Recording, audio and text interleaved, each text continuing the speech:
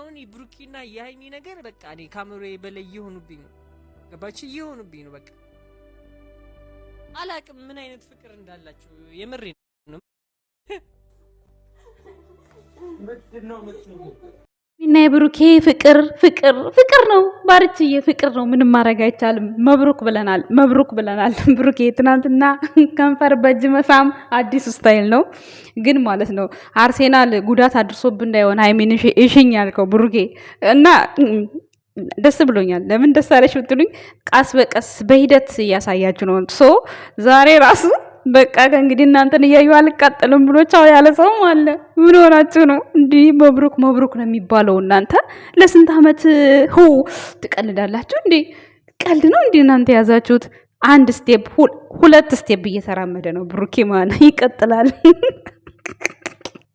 ወይኔ እናቴ ዛሬ አሳቀኝ። እናንተን እያየውማ አልቃጠልም በቃ ቻው ያለ ሰው አለ ማለት ነው እንዴ? ለምን ትቃጠላላችሁ? ባይዘው ደስ ይላል። የሚያቃጥል ነገር የለም። በነገራችን ላይ ያው ሰሞኑን ስቴፕ ባይ ስቴፕ በአንድ ጊዜ የምትጠብቁት ቦታ ዝፍቅ ብለው ከሚያሳዩአችሁ ቀስ በቀስ ትናንትና ብሩኬ ያው ሃይሚን አስደንግጧታል። በእጅ ላይ ከንፈር መሳም አንድ የምትጠብቁት ነገር ነው። ለምን እጁን አረገ እያላችሁ እየተናደዳችሁ ነው። ዛሬ ደግሞ ከኋላ ማሳጅ ግን አርሴናል ጉዳት አድርሶብህ እንዳይሆን ብሩክ፣ ይሄ ዝጋ ጥያቄ ያለኝ ገና እሁድ ደግሞ አርሴናል አለ። አይ መኪናውን እንዳይዝ ብሩኬ ማለት ነው ሚሽን አድርጉለት ለእሁድማ ጨዋታ ጊዜ። አረረረ ብሩክ መኪና እንዳይዝ ከሰው ጋር እንዳትጋጭ ደግሞ ፈጣሪ ይጠብቅ። እና ሐሰንማ ተመሽገዋል እኮ ቦታ ይዘዋል ጋይዝ። ለማንኛውም ሰላም ጤና ይስጥልን። እንዴት ናችሁ? ደህና ናችሁ? አለው እኔ ደህና ነኝ እግዚአብሔር ይመስገን፣ ሁሉ ሰላም ነው። ዛሬ የመጣሁት ብዙ ነገር ላወራ ነው፣ ግን ብሩክና ሃይሚ መብሩክ በሚለው ዘጋዋለሁ ማለት ነው። የነ ብሩክና የነ ሃይሚን አይመለከትም፣ እነሱን አይወክልም ማወራው ወሬ እዚህ ጋር ማለት ነው። ግን እኛ ሴቶች ልጀምርላችሁና እኛ ሴቶች ስንባል ቆይ ላስገባላችሁ ስለማን ርዕስ እንደማወራ ማለት ነው። ሀሳብ ነው እንደ ማንኛውም ሰው እንግዲህ እያየናቸው እዚህ ደርሰናልና አሁን ላይ የተፈጠረው ነገር ደግሞ እያንዳንዱ ሽምግልናውም ፍቅሩም ጸቡም ሁሉ ነገር በቃ በቲክቶክ ላይቭ ላይ ሆነ የሚያልቀው ማለት ነውና ትናንትና ስለ ፍቅርና ስለ ፎቶ ላድርግ ዝም ብዬ ከማወራ በኋላ ከነ ብሩኬ ጋር እንዳትለጣጥፉኝ። እነሱ ጋር መብሩክ ብዬ አልፌያለሁ፣ መጨረሻቸውን ያሳምረው ብያለሁ። ጭራሽ አልጠበቅኩም ሀቢባ ጋር ይደርሳል ብዬ የፉና የእንትና የፍቅር ታሪክ ማለት ነውና በጣም ይገርማል። በነገራችን ላይ መፍትሄ ከተገኘ በጣም ጥሩ ነው፣ ደስ ይላል። ነገር ግን ብዙ ሰው ደስ ያላለው አለ። ምክንያቱም በፍቅር በኩል ደጋፊዎቿን ጨቆና ይዛለች፣ ሀሳብ እንዲናገሩ አልተፈለገም። በነገራችን ላይ ይሄ ቻናል ቢመለስ የሁለቱም ነው። መጀመሪያ የፍቅር ነው ቢመለስ ሌላ ሰው ከሚጠቀምበት እነሱ ቢጠቀሙበት በጣም የተሻለ ነው። በነገራችን ላይ ቢመለስ ማለት ነው። ነገር ግን አሁን ብዙዎቻችሁ ደግሞ ጸብ እያመጣችሁ ነው። ያው እህቶቻችን ስደተኞች ስለሆናችሁ ነው። እዚህ ጋር ሴት ልጅ ነች ምናምን ሴት በመሆኗ ያው ብታግዟት ምንም ማለት አይደለም። ግን ደግሞ ሴት ልጅ ሆና በሴትነትም ቢሆንም የተፈጠረው ነገር በጣም ከባድ ነው። አባይ ቲቪ ላይ እኮ ቀርባ እኮ ብዙ ነገር ተናግረዋል።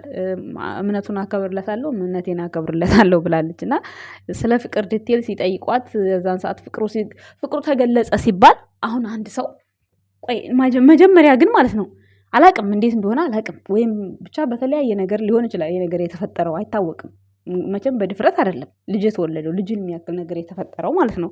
ግን አንዳንድ ጊዜ የሆነ የተለያየ ነገር ውስጥ ስንሆን ራሳችንን ለምንድን ነው የማንጠይቀው? ከዛ ቦታ ላይ እንዴት ነው ወይ ወደ አንድ ቦታ ካልሆን አሁን ለምሳሌ ፍቅርና የፈለገ ነገር ቢዋደዱ እምነታቸው ብቻ አንድ እንደማያረጋቸው በደንብ ያውቃሉ። ይሄን በደንብ ወይ እሱ እለውጣለሁ ካላለ ወይ እሱ እለውጣለሁ ካላለች በዚህ ካልተስማሙ እንዴት ነው በዛ በሁለት ዓለም ውስጥ ሆነው እንደዚህ አይነት ህይወት ውስጥ ተጉዞ መግባት በጣም ከባድ ነው። ይሄ በራሱ በጣም ትልቅ ፈተና ነበረ። በጣም እየተዋደዱ የሚለያያቸው ታሪክ ነበረ፣ እየተዋደዱ ማለት ነው ልጅ ሳይመጣ እና በጣም የሚገርም ነው። አንዳንዴ ሴት ልጅ የሆነ ሰዓት በጣም ተጎርታ ከዛ ህይወቷ ውስጥ የሆነ ሰው ሲመጣ የሆነ በቃ ደካማነታችንን ከተሸፈነልን ዝም ብለን ተደብቀን ምን ቆየው ነገር አለ እና ይሄን ነገር ማድረግ የለባችሁም ሴቶችዬ።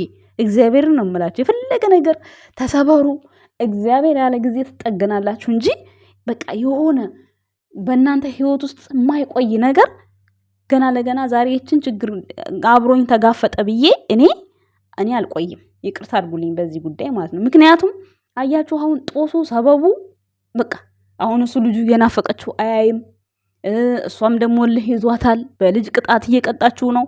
ስለዚህ በጣም ከባድ ነው። እሷም ልጄን አምጣ ብላ ከዚህ በፊት በጣም አልቅሳለች፣ የደንብ አልቅሳለች። አስቡት እንግዲህ እና በጣም ከባድ ነው። እኔ እንጃ አላቅም። እኔ ትናንትና በጣም በቃ ያዳመጥኩኝ ነበር ወይ ፈተና እያልኩኝ ነበርና እኔ እንጃ አንዳንድ ሴቶች እውነት ከራሳችን ጋር መሆን አለብን። እንደዚህ አንዳንድ ነገር ሲፈጠር እርስ በራሳችን እውነት ልንማርበት ይገባል። አሁን የፍቅርና የፉ በጣም ያስተምራል። የምሬ ነው። ትክክለኛ ሪሊ የሆነም ነገር ነው። ድራማም አይደለም።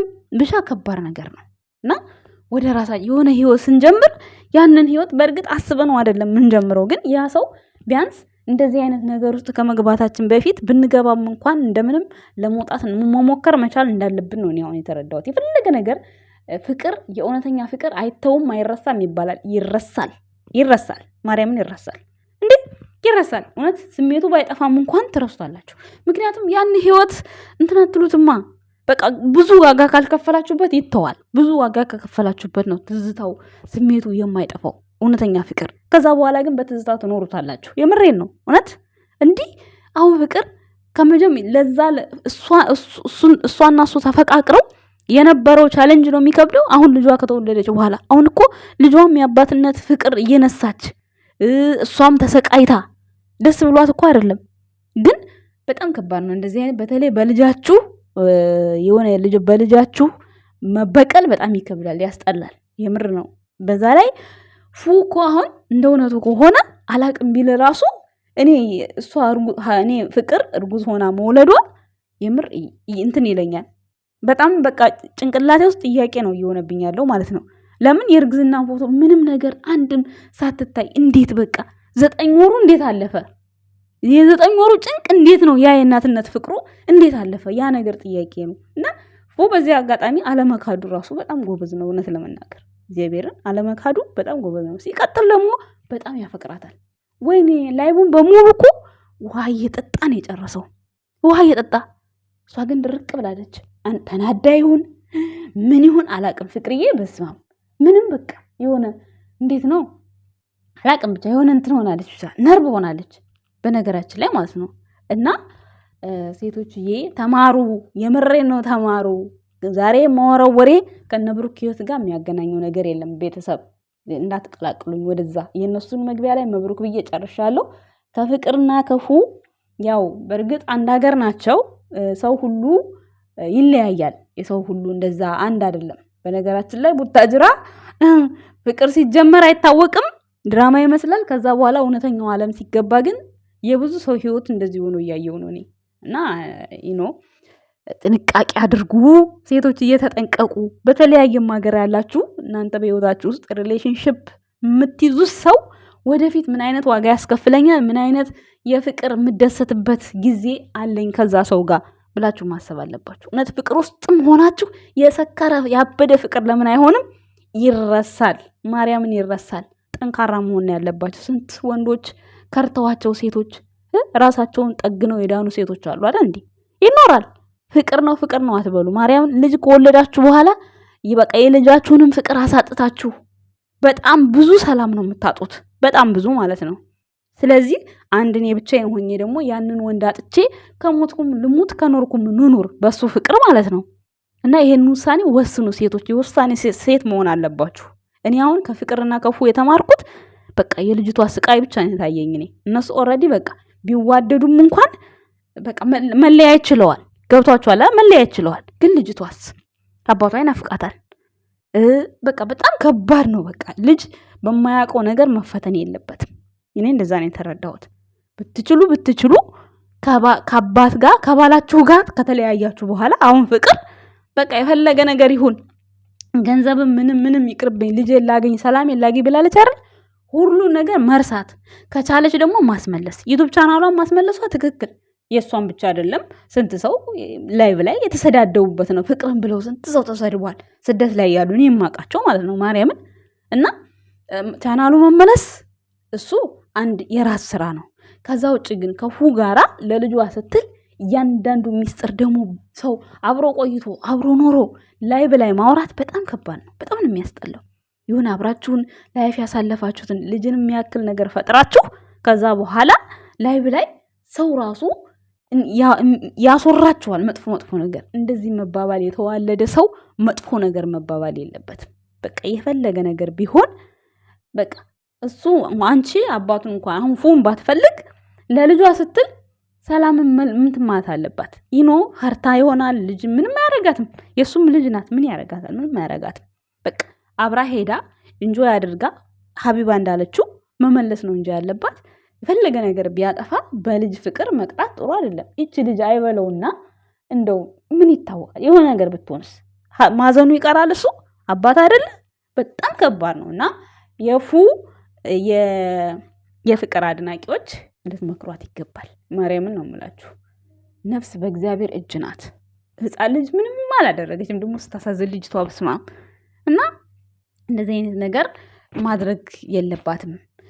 ሴቶችዬም እንድትማሩበት ፈልጋለሁ። በቃ ጠንካራ በቃ ወሳኝ የሆናችሁ እናት እንድትሆኑ እናት ከሆናችሁም ምክንያቱም በሱም በኩል በሷም በኩል የሚመጣውን ነገር በቃ አጋፈጠዋለሁ እንዲህ አልፈዋለሁ የሚል ነገር ሞራል እንዲሰማችሁ ፈልጋለሁ። ግን ይህ ነገር ከመከሰቱ በፊት የተለያየ ምን ስትሆኑ ማሰብ አለባችሁ። ከቻላችሁ በአንድ ለመሆን መሞከር፣ ካልቻላችሁ ደግሞ ይቅር ቢቀር ነው የሚሻለው። የተለያየ ዓለም ሰዎች መሆን ጥሩ አይደለም። የምሬን ነው። በአሁኑ ሰዓት አይሰራም፣ ድሮ ይሰራ ነበር። እና ለሴቶች ይሄን ምክር ልረግስ ነው የመጣሁት። አመሰግናለሁ ባይ